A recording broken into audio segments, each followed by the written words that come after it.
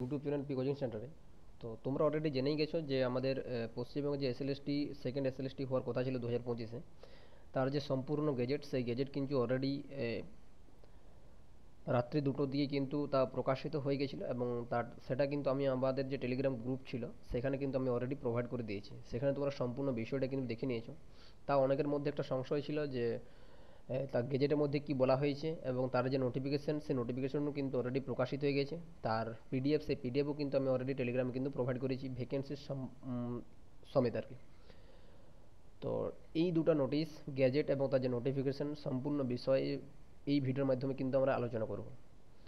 তো সকলেই কিন্তু যে জায়গায় কোনো যদি অসুবিধা থাকে বুঝতে, বা কোনো জায়গায় যদি কোনো প্রশ্ন থাকে অবশ্যই কিন্তু আমার যে কমেন্ট সেকশন থাকবে সেখানে নিজেরা কিন্তু কমেন্ট করে নিজেদের প্রশ্ন কিন্তু তুলে ধরতে পারো, এবং পরবর্তী ক্ষেত্রে সেই প্রশ্নের উত্তর দেওয়ার আমরা কিন্তু চেষ্টা করব। ঠিক আছে।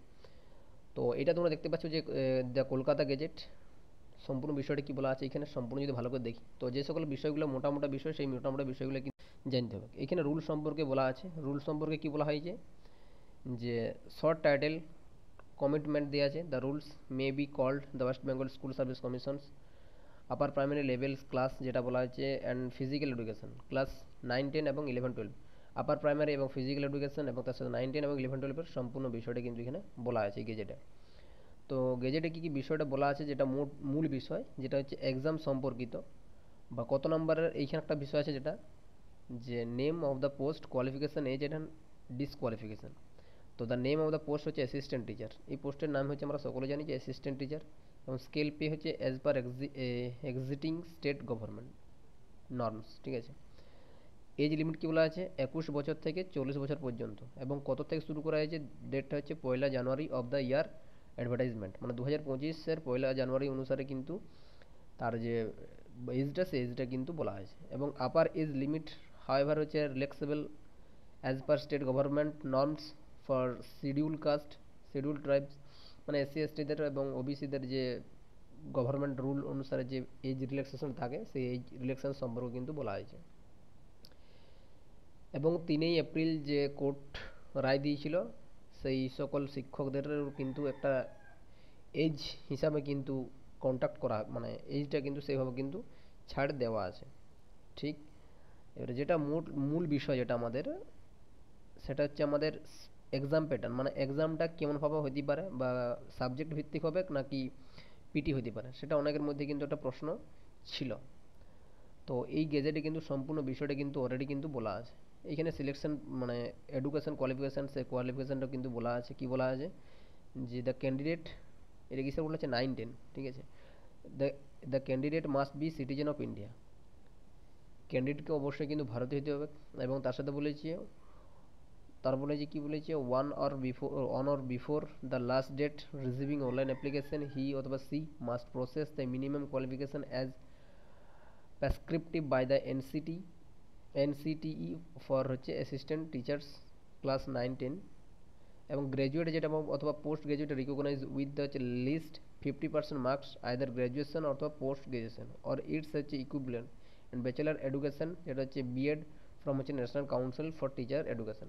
তো অনেকের মধ্যে একটা প্রশ্ন ছিল, যে আমাদের যাদের আরও কি বলছে গ্র্যাজুয়েশনে 50% মার্কস নাই, তারা কি বলছে 9, 10-এ অ্যাপ্লাই করতে পাবে কি পাবে না। তো এইখানে যেটা বলা আছে, যে গ্র্যাজুয়েট অথবা পোস্ট গ্র্যাজুয়েট, অর্থাৎ এমএতে যদি কারো 50% মার্কস থাকে এবং গ্র্যাজুয়েশন যদি 50% মার্কস না থাকে, তো সেই ক্ষেত্রে সেই পরীক্ষার্থী কিন্তু এই ফর্মটা কিন্তু অ্যাপ্লাই করতে পারবে। ঠিক।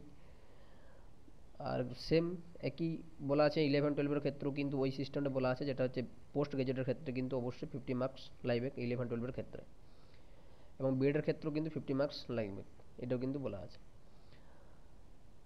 আর আপার প্রাইমারি ক্ষেত্রে যেটা বলা আছে, আপার প্রাইমারি ক্ষেত্রে এডুকেশন কোয়ালিফিকেশনটা দরকার নেই, আপার প্রাইমারির ক্ষেত্রেও কিন্তু সেম। এবার আসছে আমাদের যে সিলেকশন প্রসেস, অর্থাৎ হচ্ছে যে এক্সাম প্যাটার্ন, সেই 9, 10-এর যে এক্সাম প্যাটার্নটা, সেই এক্সাম প্যাটার্নটা কিন্তু অলরেডি আমি কিন্তু আমাদের যে টেলিগ্রাম আছে সেখানে কিন্তু অলরেডি প্রোভাইড করে দেওয়া আছে সেখানে। তো এক্সাম প্যাটার্ন হচ্ছে কি, রিটিন এক্সাম ওএমআর বেস্ট পরীক্ষা হবে, সেটা হচ্ছে 60 মার্কস। 2016 সালে যে গেজেটটা ছিল, সেই 2016 সালে কিন্তু 55 নম্বরের পরীক্ষা হতো। ঠিক আছে। এবং একাডেমিক স্কোর থাকতো 35 নাম্বার, এবং 10 নাম্বার থাকতো কিন্তু ইন্টারভিউ, এই তিনটা বিষয় থাকতো। তো এই যে নতুন গেজেট, অর্থাৎ 2025-এর যে গেজেটটা প্রকাশিত হয়েছে, সেই গেজেটে কিন্তু যে রিটিন এক্সাম হবে শুধুমাত্র বিষয়ের, সেটা থাকবে 60 মার্কস। ঠিক। তারপর থাকছে একাডেমিক স্কোর। একাডেমিক স্কোরটা কীভাবে দেখছে, এডুকেশন কোয়ালিফিকেশন অর্থাৎ 10 মার্কস। ঠিক আছে। এবং হচ্ছে বেস্ট কিসের হবে, অন মার্কস অফ গ্র্যাজুয়েশন অথবা post graduation in the subject for which applied whichever is higher according to the following formula. তাহলে এখানে কি বলা হয়েছে, আগেরবার কী হতো, ওই যে 35 নাম্বার থাকতো, ওই 35 নাম্বারটা কিন্তু 9, 10, 11, 12 বা এইচএসে যেটা বলি, এবং গ্র্যাজুয়েশন, এবং তার সাথে হচ্ছে বিএড, এই চারটা বিষয় ধরে পর কিন্তু 35 মার্কসটা কিন্তু ডিভাইড করা হয়েছিল। কিন্তু এইবারে যে 10 নাম্বারটা আছে সেটা কিন্তু কিসের উপর মানে থাকবে বিষয়টা, শুধুমাত্র গ্র্যাজুয়েশন অথবা পোস্ট গ্র্যাজুয়েশনে যে বিষয়ে আমরা অ্যাপ্লাই করব সেই বিষয়ের উপর কিন্তু অবশ্যই আমাদেরকে ওই বিষয়টার উপর ভিত্তি করে কিন্তু আমাদের এই 10 মার্কসটা কিন্তু দেওয়া হবে, বা কত পার্সেন্টেজ থাকছে সেই পার্সেন্টেজ অনুসারে কিন্তু দেওয়া হবে। ঠিক আছে। তো এইখানে বলা আছে যে পার্সেন্টেজ যদি 60% উপরে যদি কারো নাম্বার থাকে তো সেই ক্ষেত্রে কিন্তু 10 মার্কস, এবং 60 অথবা 50%-এর নিচে যদি থাকে তখন থাকবে কিন্তু তাকে 8 মার্কস, এবং 50% যদি নিচে থাকে সেই ক্ষেত্রে থাকবে 6 মার্কস। ঠিক আছে। তো যে বিষয়টা দাঁড়াচ্ছে সেটা হচ্ছে কিন্তু 60%-এর উপরে থাকলে হচ্ছে 10 মার্কস, মানে ফুল মার্কস দেওয়া হবে, এবং 60% অথবা 50% নিচে থাকলে সেটা হচ্ছে 8 মার্কস, এবং বিলো যদি 50-এর নিচেও যদি থাকে আরও, তাহলে কিন্তু সেই ক্ষেত্রে 6 নাম্বার থাকবে, দেওয়া হবে। ঠিক আছে। সেম একই প্রসেসও কিন্তু বলা আছে। এবং আরেকটা বিষয় যেটা বলা আছে সবথেকে গুরুত্বপূর্ণ বিষয়, অর্থাৎ যারা আর কি শিক্ষক ছিলেন তাদের জন্য একটা সবথেকে গুরুত্বপূর্ণ বিষয় যেটা হচ্ছে কিন্তু এক্সপিরিয়েন্স ব্যাপারটা কিন্তু এখানে বলা আছে। ঠিক আছে।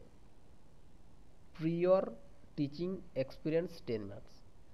তাহলে একটা সবথেকে মানে নেতিবাচক অথবা নাবাচক জিনিসটা যেটা হতে পারে সেটা হচ্ছে নতুনদের ক্ষেত্রে টোটাল যে পরীক্ষাটা দেবে সেটা হচ্ছে কিন্তু তারা দেবে 90 নাম্বারের ক্ষেত্রে কম্পিটিশন করবে, এবং যারা পুরনো অর্থাৎ যাদের এক্সপিরিয়েন্স থাকবে তারা কিন্তু ফুল 100 নাম্বার উপর কিন্তু তারা পরীক্ষাটা দেবে। তো কী করে বিষয়টা বলছি, তো প্রথমে বলি যে এক্সপিরিয়েন্স ব্যাপারটা বলা আছে সেটা 10 মার্কস। তো কীভাবে ডিভাইড করা হয়েছে, ওই যে at the secondary level in government অথবা or government aided or government sponsored school collected on the basics of 2 marks for each year of service in a substantive post। ঠিক আছে। তো এইখানে যেটা বলা আছে সেটা বলা আছে কি, যে সরকার অথবা সরকার মোদিত অথবা হচ্ছে সরকার যদি স্পন্সর করে যে সকল স্কুলে আছে সেই সকল স্কুলে যদি কোনো শিক্ষক টিচিং করে থাকেন, এবং তার যদি টিচিংয়ের পরিমাণটা যদি 1 বছরের উপরে থাকে, তাহলে কিন্তু তারা পার ইয়ার বা প্রতি বছর কিন্তু 2 মার্কস করে কিন্তু তাদেরকে দেওয়া হবে। যদি ধরি কোনো শিক্ষকের যদি 5 বছর যদি এক্সপিরিয়েন্স থাকে তো সেই ক্ষেত্রে তার নাম্বার থাকবে কত, 10, মানে 10 ফুল। তাহলে আমরা এটা বুঝতেই পারছি যে যদি কোনো শিক্ষকের 5 বছরের উপরে যদি এক্সপিরিয়েন্স থাকে তো সেই ক্ষেত্রে তারা কিন্তু 10 নাম্বার কিন্তু তাদেরকে দেওয়া হবে। ঠিক। এইবারে তারপরে যে বিষয়টা আছে সেটা হচ্ছে ওরাল ইন্টারভিউ। ওরাল ইন্টারভিউ থাকছে 10 নাম্বার, এবং লেকচারার ডেমনস্ট্রেশন যেটা হচ্ছে 10 নাম্বার। এইটা কিন্তু ছিল নাই 2016-তে যে গেজেটটা প্রকাশিত হয়েছিল। তো এইখানে যে বিষয়টা বলছিলাম যে 90 এবং 100, নতুনদের জন্য 90 বললাম, এবং 100 কাদেরকে বললাম, যারা এক্সপিরিয়েন্স যে সকল শিক্ষকরা আছেন তাদের জন্য কিন্তু 100। তো কীভাবে, তো 90 কেন বলছি, যারা নতুন আছে তারা হচ্ছে 60 নাম্বার পরীক্ষা থাকছে, এবং তার সাথে হচ্ছে 10 নাম্বার হচ্ছে কি একাডেমিক, তার সঙ্গে হচ্ছে 10 নাম্বার ওরাল, এবং 10 নাম্বার হচ্ছে ডেমনস্ট্রেশন, অর্থাৎ হচ্ছে 90 নাম্বার। তাহলে যাদের এক্সপিরিয়েন্স নাই তারা শুধুমাত্র 90 নাম্বার উপর কিন্তু তাদেরকে লড়াই করতে হবে, এবং যাদের এক্সপিরিয়েন্স আছে তারা কিন্তু ফুল আরও 10 নাম্বার কিন্তু অ্যাড করলে সেই ক্ষেত্রে 90 আর 10-এ যোগ করলে হচ্ছে 100। এই 100 নাম্বার কিন্তু তারা মানে একটু আওয়ায় থাকবে বিষয়টা। তাহলে সেই ক্ষেত্রে কিন্তু তাদের ক্ষেত্রে মানে নতুনদের ক্ষেত্রে কাট অফ ক্লিয়ার বা সিলেকশন পাওয়াটা কিন্তু একটা খুব কঠিন হয়ে দাঁড়াবে। ঠিক। তো সেম একই পদ্ধতি যেটা 11-12-এর ক্ষেত্রেও কিন্তু বলা আছে যে টিচিং ব্যাপারটা সেম একই প্রসেস। তারপর আসছি আপার প্রাইমারি যে বিষয়টা বলা আছে সেটা হচ্ছে কিন্তু একাডেমিক স্কোর থাকছে 10 নাম্বার, শুধুমাত্র বেস্ট মার্কস অফ গ্র্যাজুয়েশন উপর ভিত্তি করে থাকবে। আগেরবার অন্য পদ্ধতিতে ছিল, মাধ্যমিক এইচএস সব কিছুই ছিল। যদি থাকে সেই সেম প্রসেস আগেরটার মতন। এবং টেটের ক্ষেত্রে যেটা থাকে প্রতি বছরই আমাদের 2016-তে যেটা বিষয়টা বলা ছিল যে টেট ওয়েটেজ ছিল কত 40 মার্কস, এবং রিটিন এক্সাম হচ্ছে 25 মার্কস। ঠিক আছে, তাহলে টেট যে পরীক্ষাটা হবে সেটা থাকবে হচ্ছে কিন্তু 40 নাম্বার থাকবে, বা 100 150 নাম্বার মধ্যে যে 40 মার্ক ফুল ফুল যদি পায়, তা 150 যদি কেউ পায় তাহলে 40 মার্কস থাকবে, এবং তার নিচে পেলে সেই হিসাবে কিন্তু মার্কসটা কিন্তু ডিভাইড করা হবে। এবং রিটিন এক্সাম যেটা ওএমআর বেসড পরীক্ষা হবে সেটা 25 মার্কস থাকবে, এবং ওরাল ইন্টারভিউ থাকছে 15 নাম্বার, এবং লেকচারের ডেমনস্ট্রেশন থাকছে 5 নাম্বার, এবং এক্সপিরিয়েন্স যে ব্যাপারটা আছে সেটা থাকছে কিন্তু 5 নাম্বার। সেম এইখানেও কিন্তু আমরাও কিন্তু যারা নতুন থাকবে তাদের ক্ষেত্রে কিন্তু একটা সমস্যার সম্মুখীন হইতে হবে আপার প্রাইমারির ক্ষেত্রেও। কীভাবে না, তারা 5 নাম্বার এক্সট্রা কিন্তু পাইতে হবে আগের থেকে। তো এইখানে কিন্তু পার ইয়ার কিন্তু 1 নাম্বার করে কিন্তু দেওয়া হবে। তো এই ছিল গ্যাজেটের মূল বিষয়। ঠিক আছে, তাহলে গ্যাজেটটাতে আমাদের সম্পূর্ণ বিষয়টা জানতে পারলাম যে সিলেকশন প্রসেস থেকে শুরু করে এবং মানে কাট অফ মার্কস, তারপর হচ্ছে নাম্বার বিভাজনটা কীভাবে করা হয়েছে, এবং আপার প্রাইমারি এবং 11 12 এবং 9 10 ক্ষেত্রে সবার ক্ষেত্রে কিন্তু আমরা সম্পূর্ণ বিষয়টা জানতে পারলাম।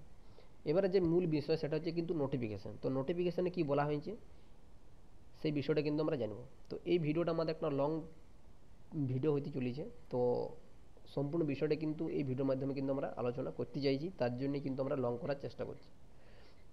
ঠিক আছে,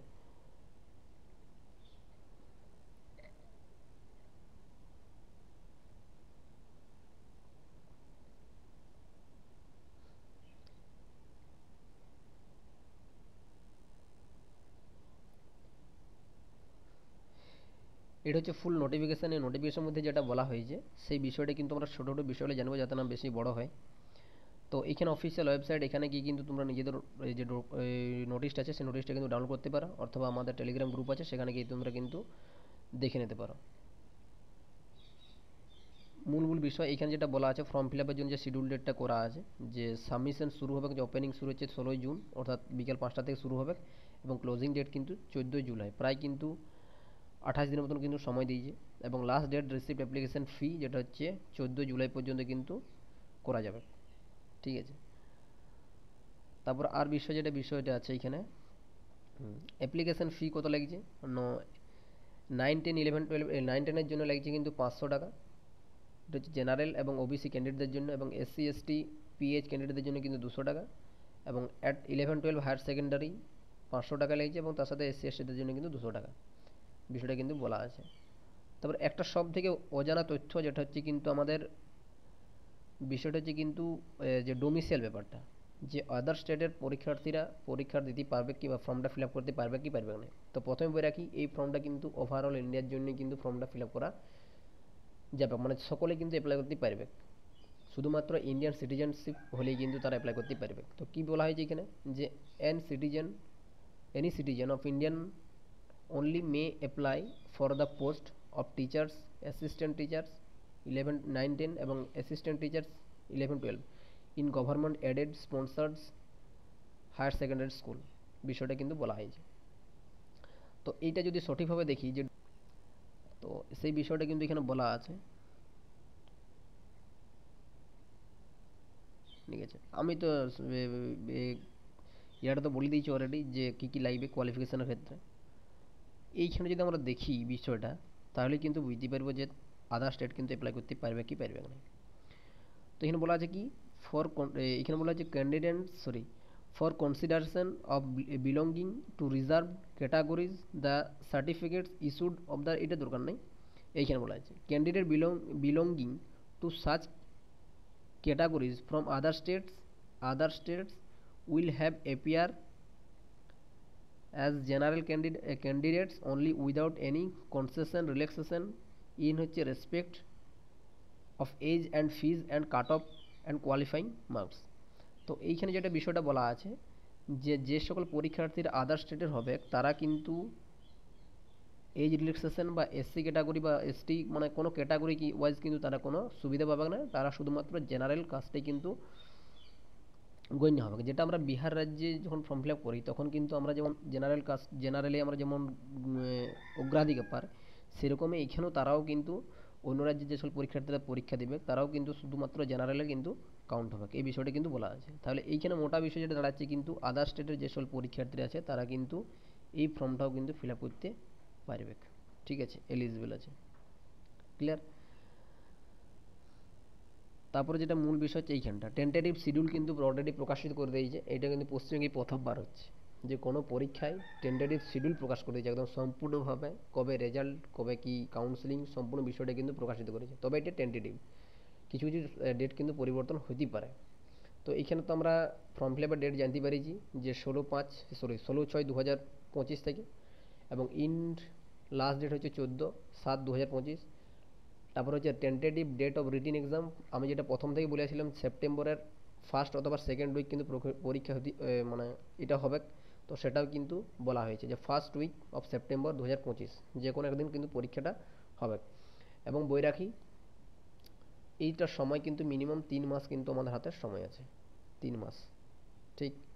তারপর কি বলা আছে, টেন্টেটিভ পাবলিকেশন অফ রেজাল্টের কথাও কিন্তু বলে দিয়েছে যে অক্টোবরের 4th উইক অফ অক্টোবরের চতুর্থতম যে সপ্তাহ থাকবে সেই চতুর্থতম সপ্তাহে কিন্তু তারা কিন্তু তাদের রেজাল্ট কিন্তু পাবলিশ করবে।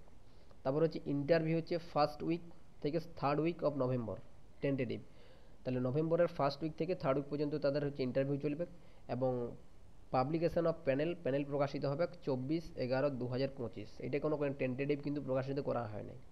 তাহলে আমরা বুঝতেই পারছি যে পরীক্ষা কিন্তু সেপ্টেম্বর মাসেই কিন্তু হবে, এবং টেন্টেটিভ যেটা রেজাল্ট সে রেজাল্ট কিন্তু অক্টোবর মাসেই কিন্তু প্রকাশিত হবে, এবং তার যে ইন্টারভিউ সেই ইন্টারভিউ কিন্তু নভেম্বর মাসেই কমপ্লিট হয়ে যাবে, এবং তার যে রেজাল্ট সে রেজাল্ট কিন্তু নভেম্বর মাসেই কিন্তু 24 তারিখ কিন্তু তা প্রকাশিত হয়ে যাবে। ঠিক। তারপরে যে টেন্টেটিভ কাউন্সিলিং হবে হচ্ছে রিকমেন্ডেশন হচ্ছে 29/11/2025। তাহলে কাউন্সিলিং শুরু হবে কিন্তু 29/11/2025। তাহলে সম্পূর্ণ বিষয় জানতে পারলাম, ফর্ম ফিল আপের ডেট থেকে শুরু করে তার যে রেজাল্ট এবং তার যে পরীক্ষা কবে প্রকাশিত হবে, তার কাউন্সিলিং কবে প্রকাশিত হবে, সম্পূর্ণ বিষয়টা কিন্তু এই ভিডিওর মাধ্যমে কিন্তু আমরা আলোচনা করলাম। এবং ভ্যাকেন্সি সম্পর্কে কিন্তু একটু অবগত করে দিই। শুধুমাত্র 9-10টা আমি বলছি, শুধুমাত্র এইখানে এই যে 9-10 ভ্যাকেন্সি যে পরিমাণটা, সেখানে হচ্ছে বেঙ্গলি কিন্তু প্রায় কিন্তু 2900 মতন কিন্তু ভ্যাকেন্সিটা আছে। ওভারঅল হচ্ছে হিন্দি, বাঙ্গলি, ইংলিশ, নেপালি, উর্দু সকলকে মিলিয়ে। ঠিক। তো প্রত্যেকটা বিষয় কিন্তু এভাবে দেওয়া আছে, বেঙ্গলি, ইংলিশ, হিন্দি, উর্দু, সাঁওতালি, নেপালি, উড়িয়া, তেলেগু, এভাবে কিন্তু প্রত্যেকটা বিষয় কিন্তু দেওয়া আছে। তো যেটা বাংলা মিডিয়ামের ক্ষেত্রে কিন্তু টোটাল সিট আছে 19,948 জন। এইভাবে কিন্তু প্রত্যেকটা বিষয় কিন্তু দেওয়া আছে। তো এইখানে যেটা সব থেকে বড় বিষয় সেটা হচ্ছে কিন্তু ফিমেলদের জন্য এক্সট্রা তো ভ্যাকেন্সি আগেই করা আছে, রেডি করা আছে 786টা বাংলা বিষয়ের ক্ষেত্রে, এবং মেল এবং ফিমেলের ক্ষেত্রে কিন্তু তারা 2090টা 2090টা কিন্তু তাদের সিটও আছে। তাহলে তারা এইখানেও কম্পিটিশন করবে, আবার এইখানেও কম্পিটিশন করবে। তাহলে সেই ক্ষেত্রে যদি দেখি, লক্ষ্য করি, মেল এবং ফিমেলদের সিটের সংখ্যাটা কিন্তু মেলদের থেকে কিন্তু অনেক গুণে বেশি। তো এখানে প্রায় কিন্তু তারা 2176টা সিটে কিন্তু তারা কম্পিটিশন করবে ওভারঅল। তাহলে মেয়েদের সুবিধা সব থেকে বেশি। তবে এইখানে একটা সব থেকে বড় কোশ্চেন মার্ক দাঁড়াইছে, সেটা হচ্ছে কিন্তু সেটা কি, সেটা হচ্ছে ক্যাটাগরি ওয়াইজ কিন্তু কোনো সিট কিন্তু ভাগ করা হয় নাই। এসসিতে কত সিট আছে, এসটিতে কত সিট আছে, ওবিসিতে কত সিট আছে, এবং জেনারেল কাস্টের কিন্তু কত সিট আছে, সেই অনুসারে কিন্তু এখন পর্যন্ত কিন্তু কোনো প্রকার কিন্তু ভাগ করা হয় নাই।